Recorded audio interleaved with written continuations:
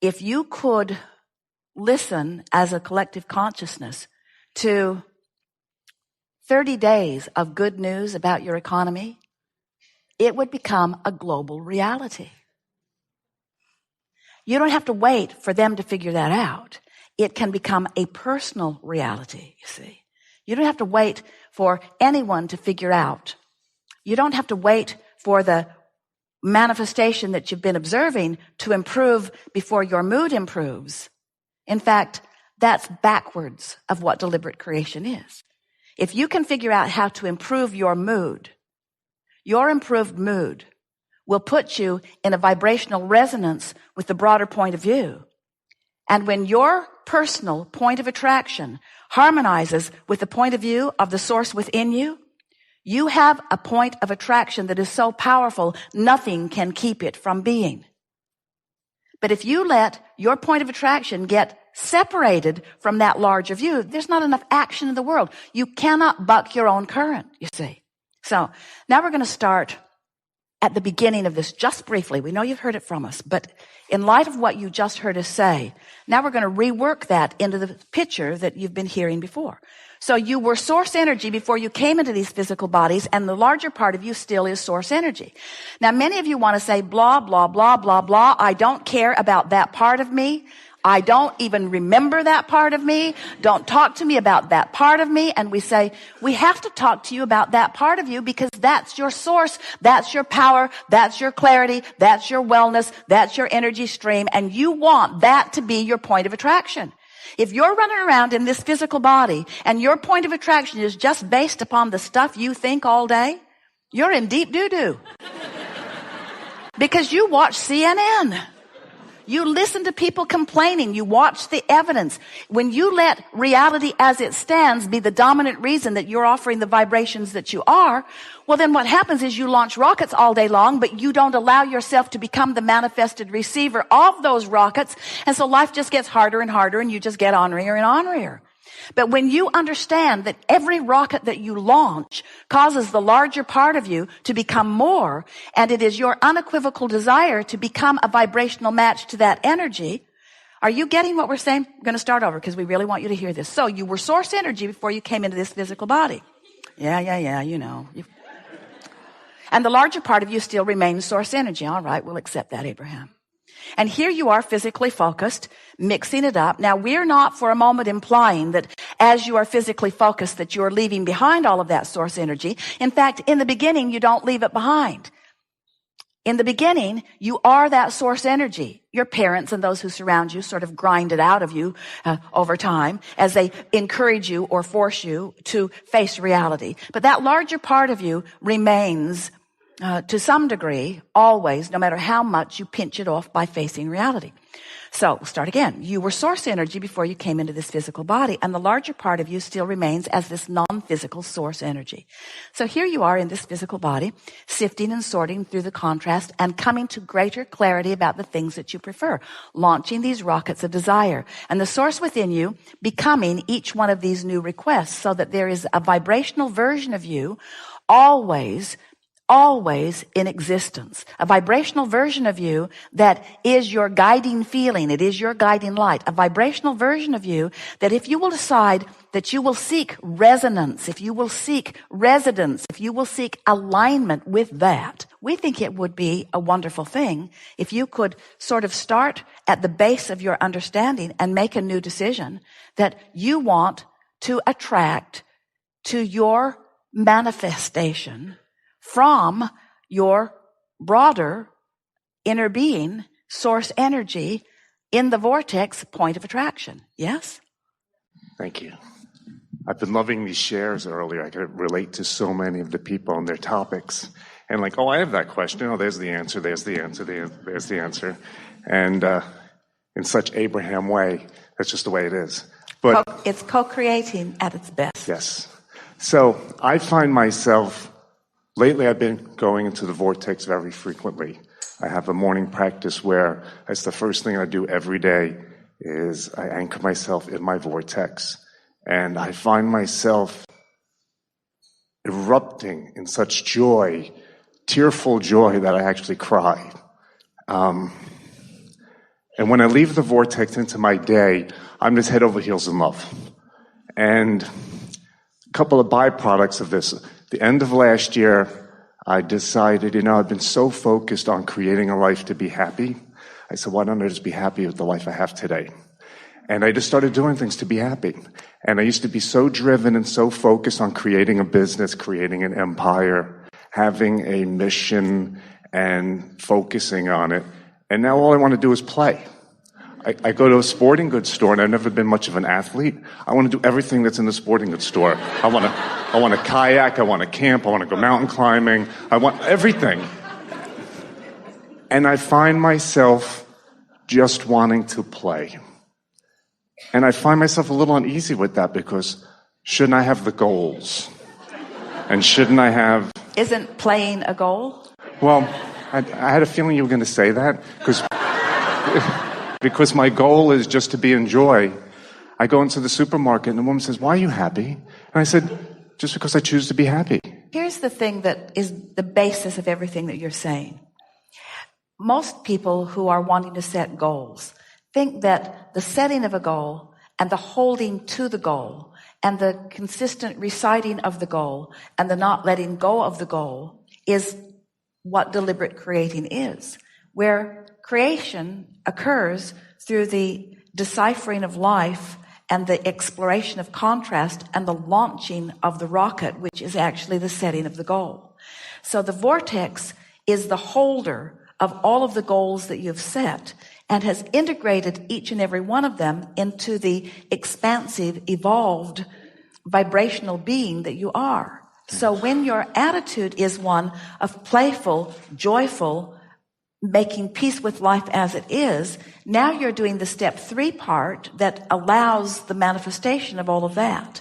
In other words, step 1 is the asking, and you can't help but do that. Step 2 is the assimilation, the collection of all the cooperative components. And that's taking place because it's a universal thing. Your inner being is in on that. Law of attraction is in on that. The cooperative components are being gathered. So when you have the attitude that I'm going to play, or I'm going to be peaceful, or I'm going to be appreciative, or I'm going to look for positive aspects, when you, as you said, anchor yourself in the vibrational resonance of well-being, now you're in that process releasing resistance, which allows the step 3 part of the equation to take place. So goal setting is far different than most people think it is. Most people have trained themselves to believe that well-being is hard to come by, that you have to ferret it out, that you have to really find some way of deserving it, that you have to justify your well-being in it, and that most of all, that has to be done with strident, stringent, hard work. And all of that is counterproductive. So much so, we play with these cards almost every time. These are money and the law of attraction cards, but they're really good affirmation cards to get you in a vibration that will allow the manifestation of what you want. But even in the effort of reading these cards from a place of not feeling that you are there is a counterproductive backlash that takes place. I can see my world through the eyes of source. Well, when you're in the vortex, that card is appealing. But when you're not in the vortex, you hate your world and you hate the eyes of source. In other words, the law of attraction adds power to both problems and solutions. Well, that's helpful. Nothing is more important than I feel good. Deep doo-doo there. The better it gets, the better it gets. In other words, as you are efforting or setting goals from outside the vortex, there is a digging in and a compounding of and a practicing of an anchoring of a vibration of resistance, where in the playful attitude, there is less resistance. So we would say to anyone who presented us in the way that you just did, that if you understand, and you do, that there are 3 steps to the process, and you are aware of what step you're performing at any given point in time, then there's never anything to be afraid of. In other words, you're not absent of setting goals. You've not stopped defining what you want. You're spending time in the vortex. A playful attitude just means you're not in a state of resistance. But then you said 2 things that were contradictory. You said, I'm playful all the time, but then I worry that I should be setting goals. And we say it's one or the other. It's not both at the same time. When you're worrying, you're not doing that playful thing you said you were doing. It seems counterproductive because I find one leg is in the vortex and the other leg is in this physical reality.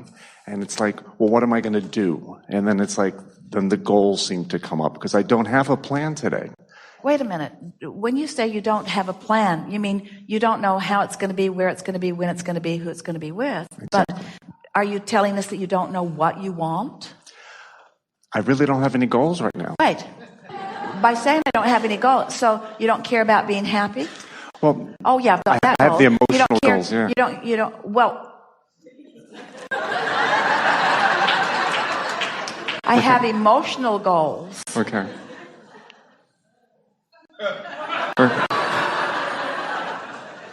Oh yeah, I've got all that. I've got those core goals, Abraham. I've got those goals I was born with. I've got those goals that I've been ferreting out and putting into my vortex. Oh yeah, there's that vortex goal thing going on, Abraham. But I haven't decided in what way I'm going to deprive myself and suck the life out of myself in order to achieve those goals. I haven't figured out how I'm going to torture myself into compliance with those goals yet. I just want to be happy. What's wrong with me? You got me. Okay. You do have one foot in one world and one in the other, because you still are like a lot of people where you still are believing in struggle. And it doesn't feel to you like you're paying enough of a price when you just want to play, because the mindset of most humans is that you don't play your way into success. And we want you to realize that you could join the ranks. We talked about this earlier or someone mentioned this economic pie that people are wanting to share. And there's not a finite amount of economy that you're splitting up. There's an infinite amount of economy that's in the vortex. But when you believe that there is only so much that you're sharing rather than an infinite amount that you will be guided to, you have a different stance in all of this. So much of the world is outside the vortex. In other words, not understanding that they are vibrational beings, and not understanding that things are always working out for them, and not understanding that there is a version of them, which includes everything that they want, that is calling them. Most people believe that it is through their action and through their hard work and through their determination that they will make things happen. We are not in disagreement with the fact that you can make things happen by deciding that you're going to do it, by determining it, by writing it in your book, and by making sure that you do it. In other words, we know that you can effort and you can accomplish, and that much of your world is functioning in just that way. But this is a forum where we are teaching you about the power of the universe. This is a forum where we are teaching you about the power of what's in your vortex and your much easier access to it than anyone understands. And you're right. You can't have it both ways. You can't be in the world of struggle, which has limits to how much you can struggle yourself too. Because when you are struggling your way, you're limited by time, you're limited by space, you're limited by how much you can actually physically move around in a period of time. There are definite limitations to that. That's a working by the hour. That's the process of going through the motions. That's the process of doing everything that you can physically extract or call forth from your physical beingness. But it is not utilizing the power that creates worlds. It's not utilizing the energy. It's not utilizing the law of attraction.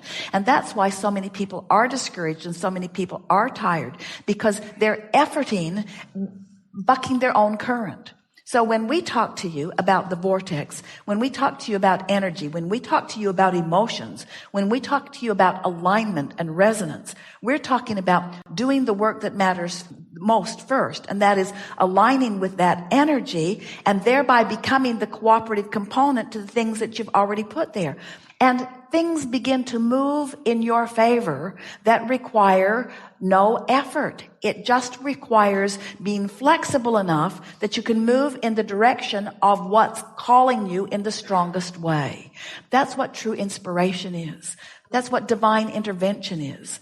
That's what aligning with the fairies of the universe is, you see. There's so much leverage in alignment and so much hard